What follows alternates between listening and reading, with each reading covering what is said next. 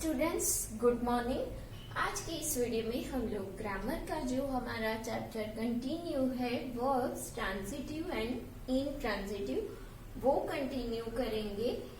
Previous lecture में हम लोगों ने ट्रांजिटिव इनट्रांजिटिव वर्ब क्या है वो देखा है कि ट्रांजिटिव जो वर्ब होते हैं वहां पर सब्जेक्ट और ऑब्जेक्ट दोनों नेसेसरी है, लेकिन इनट्रांजिटिव वर्ब में जो सेंटेंस होता है वहां उसकी सेंस समझने के लिए ऑब्जेक्ट की जरूरत नहीं पड़ती है।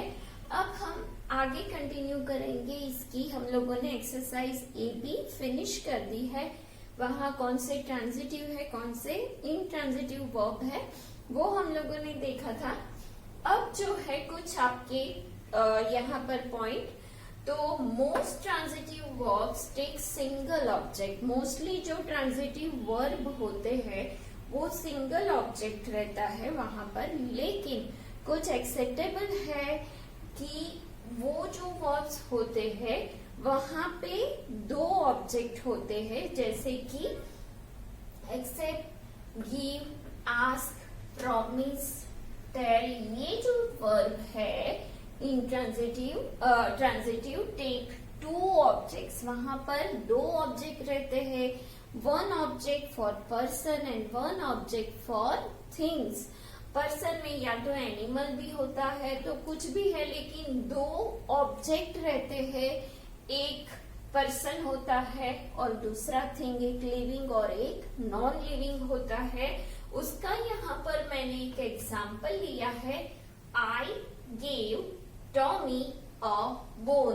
तो यहाँ पर आई क्या है, हमारा डूअर है, सब्जेक्ट है, और जो टॉमी एंड बोन है वो दोनों ऑब्जेक्ट है, टू ऑब्जेक्ट्स है। यहाँ पर ट्रांजिटिव वर्ब है गेव। यहाँ पर गिव मैंने आपको बताया था कि ये जो चार है वहां टू ऑब्जेक्ट्स रहते हैं, तो यहाँ पर दो ऑब्जेक्ट टॉमी और बोन है।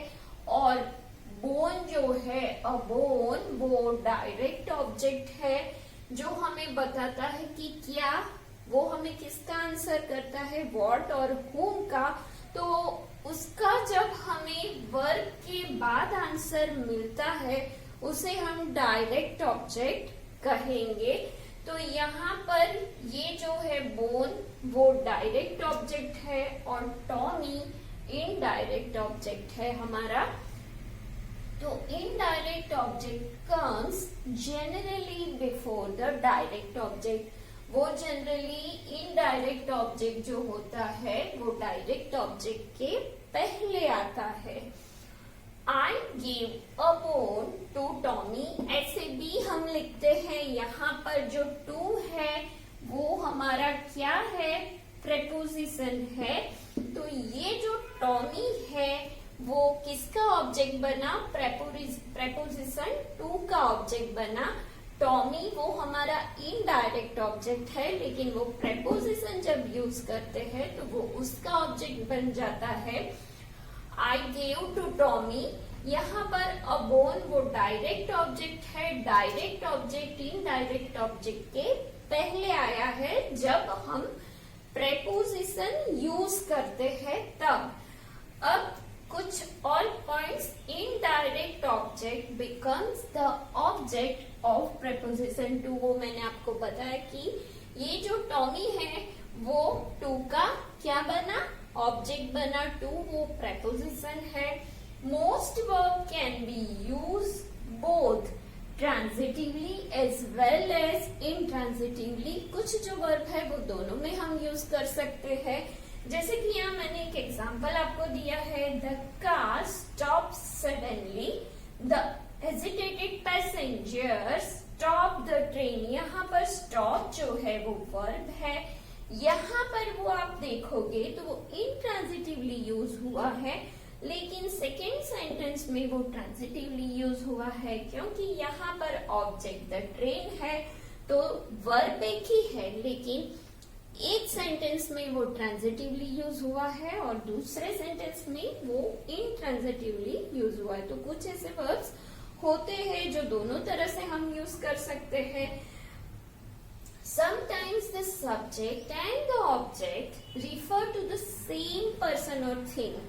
कभी कभी सब्जेक्ट और ऑब्जेक्ट जो दोनों रहते हैं किसी एक ही व्यक्ति को वो रिप्रेजेंट करते हैं.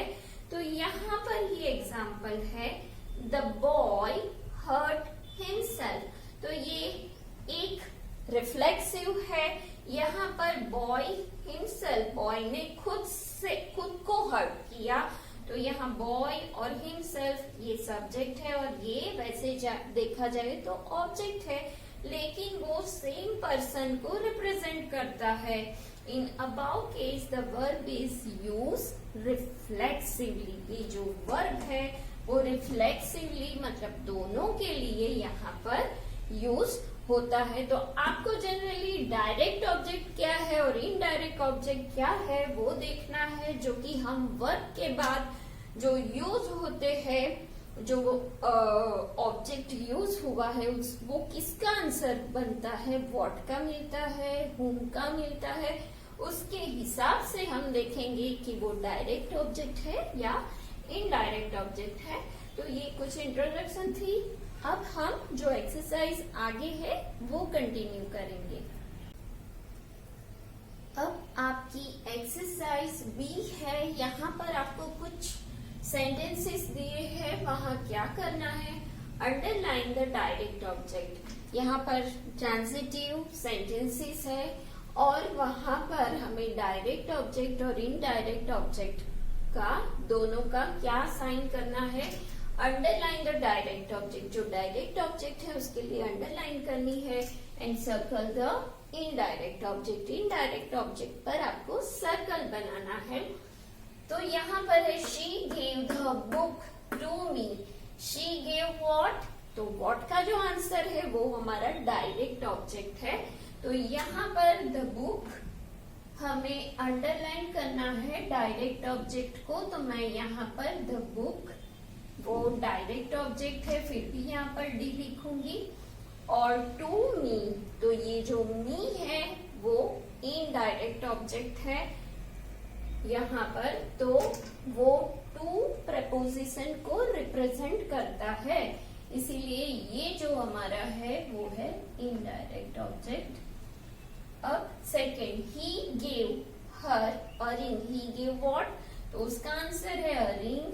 ये है डायरेक्ट और हर है indirect object. Okay. Third, I bought a purse for her.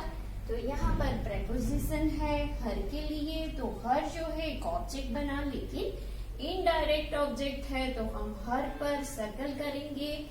और जो व्हाट का आंसर है अ पर्स, वो हमारा डायरेक्ट ऑब्जेक्ट है. तो यहाँ पे डी, यहाँ पर I an indirect object. Fourth, grandma told us a story. Grandma told what? तो अ स्टोरी.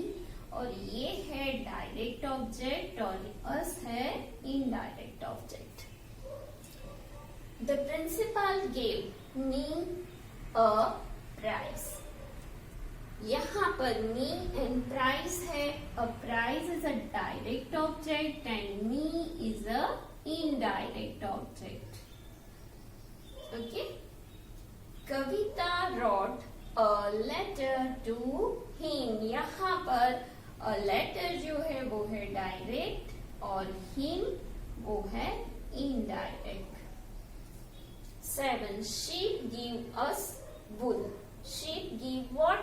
तो वो है wool डायरेक्ट ऑब्जेक्ट और us इनडायरेक्ट ऑब्जेक्ट. ये बहुत इजी है. Mother made dinner for my friend. Made what? तो डिनर वो है direct object. For my friend, तो माई फ्रेंड क्या है? Indirect object. अब है 9, the puppy played with the ball. यहाँ पर सिर्फ एक ही ऑब्जेक्ट है, तो वो ट्रांजिटिव वर्ब हमारा क्या है? द बॉल जो है वो क्या है? Direct object. एक ही ऑब्जेक्ट है, तो वो है डायरेक्ट ऑब्जेक्ट। वैसे ये देखा जाए तो एक कॉम्प्लीमेंट भी है जो आपको आगे पढ़ना है। 10 my mother bake a cake for me, तो ये है डायरेक्ट ऑब्जेक्ट और ये है इनडायरेक्ट ऑब्जेक्ट। तो यहाँ पर ये आपकी एक्सरसाइज भी खत्म हुई। एक और टॉपिक है इस चैप्टर के लिए, वो मैं अब आपको बताऊं। अब जो पॉइंट है वो है intransitive verbs do not require any object. वो हमें पता है कि इंट्रांजिटिव को ऑब्जेक्ट की जरूरत नहीं पड़ती, but at the same time they need some word और phrase to make complete sense. उसको कंप्लीट सेंस में लाने के लिए कुछ ऐसे वर्ड्स, कुछ फ्रेजेस की हमें जरूरत पड़ती है। द वर्ड और phrase so added is called the complement of verb. तो ऐसे जो कुछ वर्ड्स होते हैं उसे हम कॉम्प्लीमेंट ऑफ वर्ब कहते हैं। उसकी जो जरूरत पूरी करता है वर्ब की, वो होता है।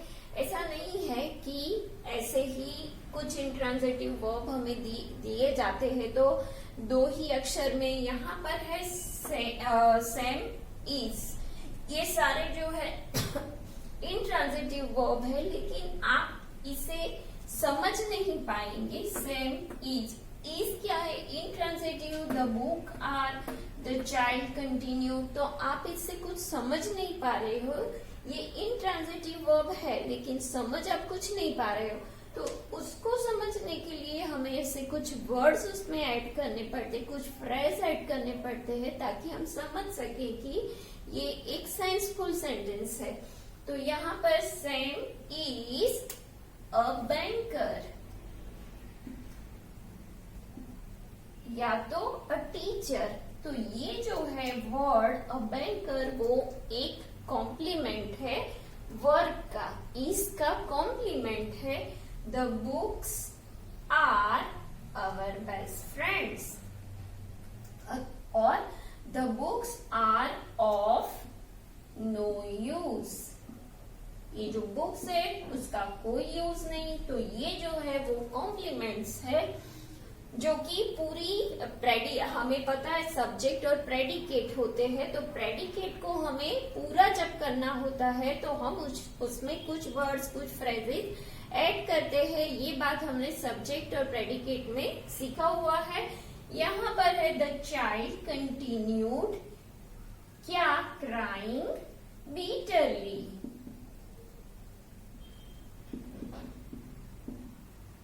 तो यहाँ पर ये जो सारे वर्ड है वो कॉम्प्लीमेंट ऑफ वर्ब है।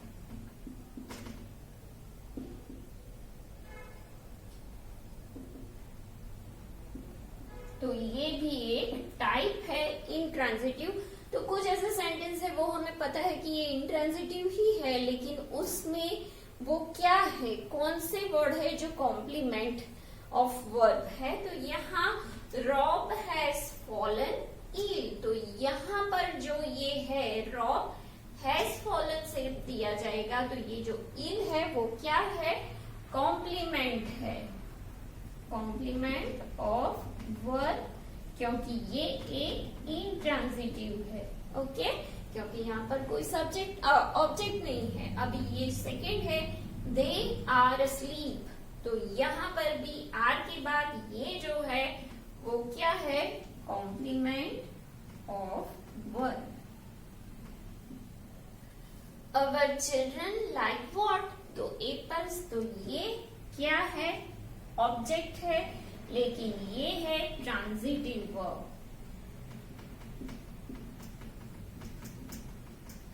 यहाँ पर ये इंट्रांजिटिव में ही हमें कॉम्प्लीमेंट ऑफ वर्ब मिलते हैं। The house is on rent, तो ये क्या है? ऑन रेंट, वो है complement of verb. We found him guilty. We found what? Guilty और him, दो है, दो ऑब्जेक्ट है, तो ये क्या है? Transitive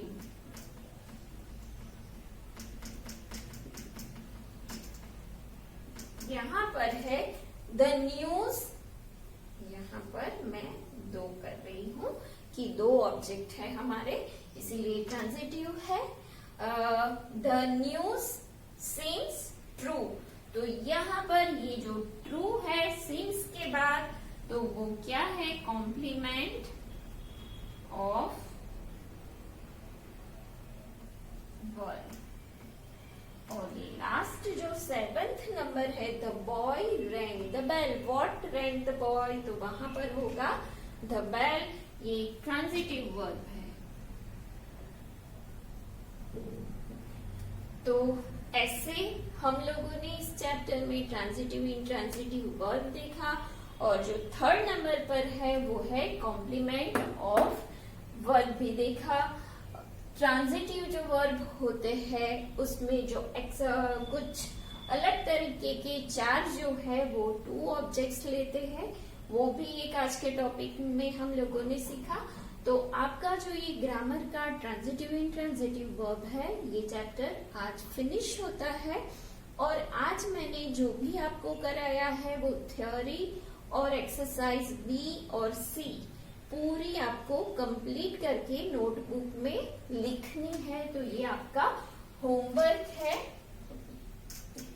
exercise B and exercise सी जो मैंने कराई है वो और नहीं कराई है वो आपको पूरी मतलब कि नोटबुक में लिखनी है।